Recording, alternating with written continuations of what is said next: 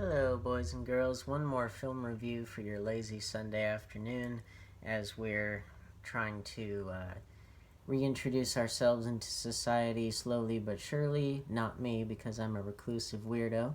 Um, but anyway, yeah, so this was something that I saw last night or 2 nights ago, something like that. And something I wanted to see for quite a long time, but it was the film adaptation of the Silent Hill series of video games. Which, before we begin, isn't that just the most gorgeous slipcover you've ever seen in your life? It has to be one of Scream Factory's all-time best. Um, but anyway, so this was, like I said, it was the feature film adaptation, a Canadian and French co-production of the Silent Hill games. With Konami on board, as I recall. Yeah, in association with Konami. I'm just reading the back. So yeah, Konami was involved, and it was Christophe Gans, the French filmmaker who had a real passion for the games and really wanted to bring them to life. He sent like a personal video pitch to Konami to let the have them let him do it, and they said yes. And it took a little while to get going, but once it did, came out in 2006, and by that time you had Silent Hill 2, 3, I think 4. Um, but yeah, so this came out in the wake of the Resident Evil film franchise, which much in the same way that the first game came out after Resident Evil and tried to establish its own identity. Um, but yeah, this film came out, and I think it did well financially. It was not really a critical success. I think critics thought that the plot was confusing, or they didn't understand it, or they just kind of dismissed it because it was a video game movie. And, to be fair, a lot of video game movies, at least in the old days, were pretty easy to dismiss just because people didn't really know how to adapt that medium yet, and they didn't really know. Yeah, they didn't really have a lot of like faith in those properties. I don't think. Now we're getting to the stage where you have like Sonic the Hedgehog and Detective Pikachu and things like that are getting better critical reception, or movies about video games and video game culture like Ready Player One. It's just becoming more mainstream now, or even like Wreck-It Ralph and Ralph Breaks the Internet, which isn't about any one game. It's just about video games in general. But anyway, so the point is, video game movies are finally starting to catch up to the times. But before all of that, in 2006, we had Silent Hill. And so from the back of the box here, we've got Radha Mitchell from Pitch Black as Rose, a desperate mother who takes her adopted daughter Sharon to the town of Silent Hill in an attempt to cure her of her ailment. After a violent car crash, Sharon disappears and Rose begins a desperate search to get her back. She descends into the center of the twisted reality of a town's terrible secret.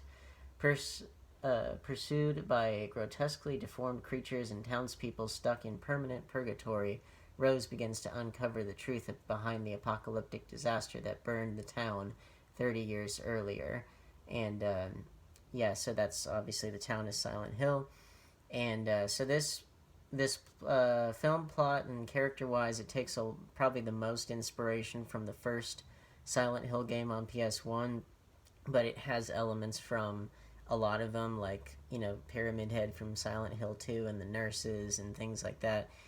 And the music, this was one of my favorite things about it, was that the music was lifted directly from the games. Sometimes reorchestrated, and sometimes it was Jeff Dana who reorchestrated some things, but then other pieces of music were lifted directly from the games, like intact. And so if you know those pieces of music, then you hear them and you're like, oh, well, great, there it is. That's just like the game. And it doesn't really feel like obligatory either. It feels like there's real passion behind it, which is wonderful.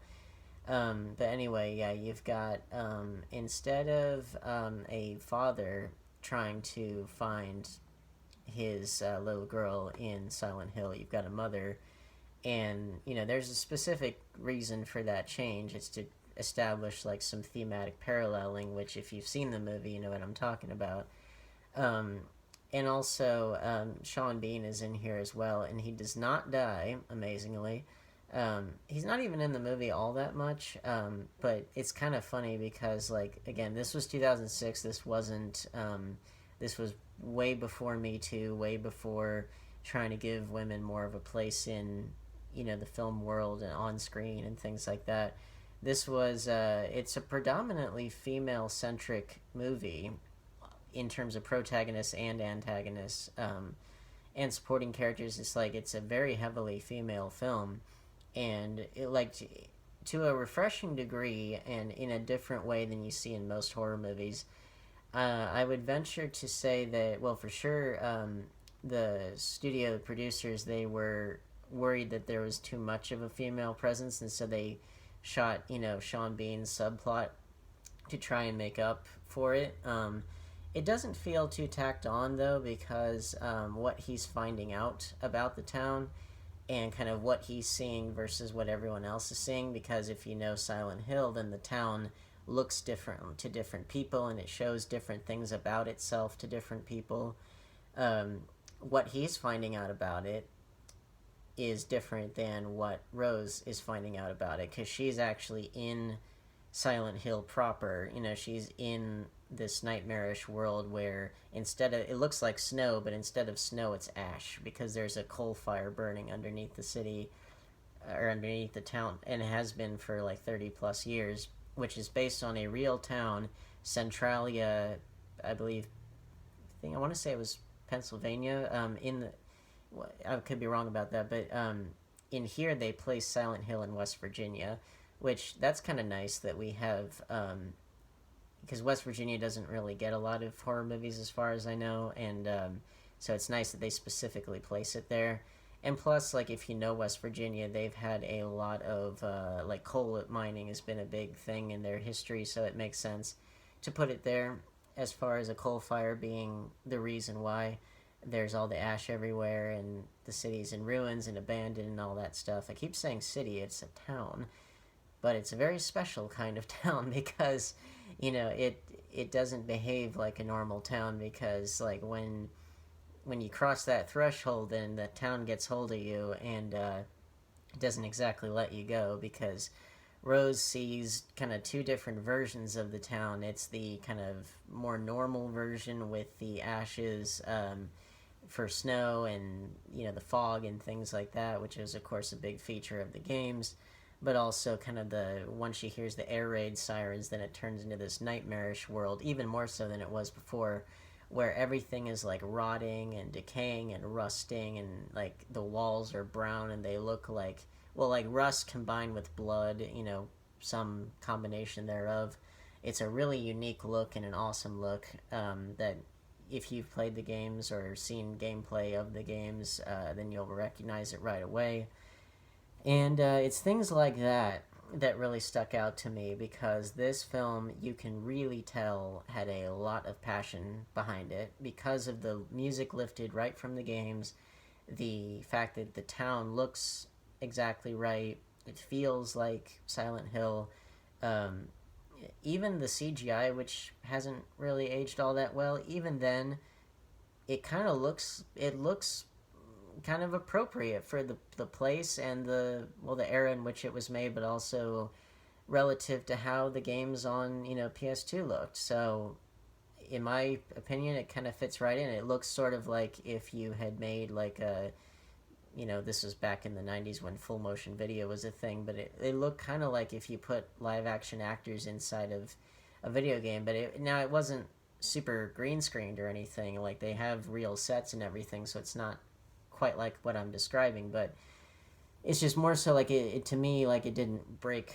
the illusion or anything. And besides, everything in Silent Hill's not what it seems, so, you know, it doesn't really matter on that level. But you got Pyramid Head, you got your nurses, you've got mad cultists, you've got, you know, creepy children with knives, you've got a central creepy child, that kind of, which I don't want to spoil it, but you've got, you know, a couple of different creepy children that manifest different thematic aspects of the story, because if you know Silent Hill, it's all about symbolism, man. It's all about that, and heavy on atmosphere, heavy on not jump scares. Thankfully, it's heavy on atmospheric horror, and it's heavy on psychological horror and on the horrors of what can be done to a child by adults and authority figures, and but also, what those same adults and authority figures can do for their children that's beneficial, because you've got two parents that are busy looking for their child. And, there's a quote in the film that gets, is pretty important, which is that a mother is God in the eyes of a child.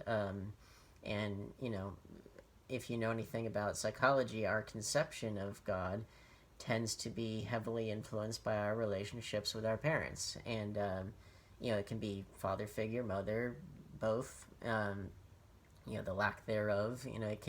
That informs much about not only our upbringing, but also just our sense of ourselves and our understanding of the world. So it definitely works on that level.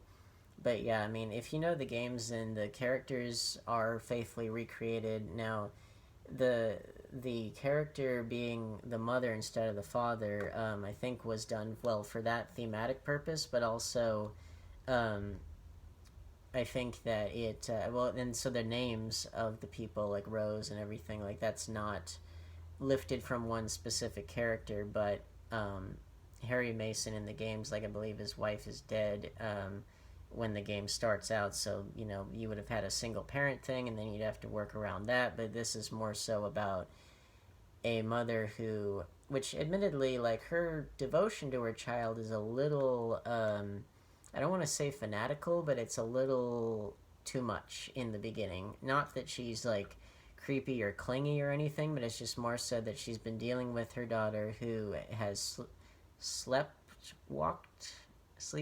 sleepwalks. I don't know what the past tense is, but her daughter sleepwalks, and she's been dreaming of this place that she's never been to and doesn't know anything about, called Silent Hill, but obviously, there's more to it. And so she just kind of forcibly takes the daughter to Silent Hill to, like, figure out what's going on. And it's to the point where her husband's, like, freaking out, like, where are you? And obviously, it's implied that there's definitely marital problems, and that's most likely why she's doing it that way. But for my money, I was like, well, that seems a bit drastic. I don't know. Like, to me, that seems a bit drastic, but again, I think that's part of the point of the film, is that you have different levels of fanaticism, because there is a cult in this film that's a very kind of, I guess you'd say, a matriarchal structure, because there's a head priestess. But point is, like, it's a hierarchical structure that commands a great deal of power in the town and has great amount of sway over people's lives. And because it's matriarchal, you have that with the mother here, who her intentions are good, but she's kind of going to a little bit of extremes to fix this problem, and then, well, guess what? Loses the child and gets stuck in Silent Hill, which is not a place you want to be at all. But yeah, got a lot of great, gruesome, deformed monsters that are right from the games, and if they're not, like, lifted directly, then they're very much in that spirit. Which, I mean, if you want to design really, really creative monsters, look to video games for inspiration, because that's a big complaint that I have about movies these days, especially horror films, ones that feature monsters of some kind. The designs of the monsters tend to look all the same and not scary. They just look overly generic, and I have a feeling it's partially because they're kind of getting inspiration from the same sources, and then that kind of feeds itself, and you get a cycle going. If you're a designer out there, try and break out of that cycle by not looking at other movies, but looking at, like, paintings or video games or other forms of art, album covers, who knows. And then you're able to get monsters that really get under people's skin in a way that your typical monster will not. And this film, again, it wasn't very highly regarded at the time, but I think it's kind of getting reappraised gradually, and especially as video game movies are starting to come into their own, I think that they're going back and realizing, you know what, this was a pretty darn good adaptation, and it really is, especially in the music department. And So in other words, it's like if you're a fan of the games and it's like you want something that really feels like a love letter to it, while still providing a good narrative and a good atmospheric story, then this is for you. If you haven't played the games, then I think you'll get an unsettling psychological horror film. It won't necessarily be the most transparent. It will be kind of opaque, because that is what Silent Hill is. It's not, things are not just given to you on a silver platter. Um, and I think part of the negative responses to the film might have been from people that were just expecting a horror film to just give them things on a silver platter, which, I mean, the critical community and horror films, that's its own separate conversation, but like in a nutshell, it's, to a certain extent, it's like unless the horror film goes out of its way to not be all that graphic and to not disturb on a real level, or or even to be all that scary or whatever, it seems like if it's really trying to kind of go for the throat on some level, or in this case like visually have a lot of ideas that get presented visually but also not spoon-fed to the audience, then it's like, well, the critics don't like it because it's not clear enough. But then other horror films that do spoon feed things, and they give those bad reviews because they're spoon feeding, and it's like, well, you can't win either way. But for sure, the fans of the game are, if they weren't already on board, then they're getting back on board with this. Other horror fans, I think, are getting, this reappraisal, especially with this gorgeous Scream Factory packaging. And I definitely give it a watch. It's not your typical horror film. It's not even your typical atmospheric or psychological horror film. It's really, in the world of cinema, it's quite unique. In the world of gaming, obviously, there's a rich history to it, but it's doing a good job of paying homage to that rich history and adapting it for the screen. And it's a good print transfer as well.